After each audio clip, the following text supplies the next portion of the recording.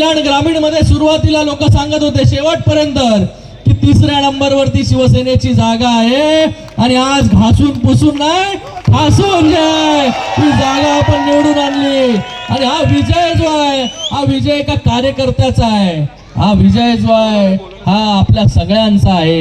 एका कार्यकर्त्याला बळ दिल्यानंतर काय होतं त्याची प्रचिती जी आहे आज कल्याण ग्रामीणच्या लोकांना आली आणि एक कार्यकर्ता जेव्हा झटून कामाला लागतो तेव्हा हा विजय जो आहे प्रचंड येतो। नाहीतर लोकांना कालपर्यंत बोलत होते, आज सकाळपर्यंत बोलत होते की कल्याण ग्रामीण मध्ये जे आहे हा शिवसेना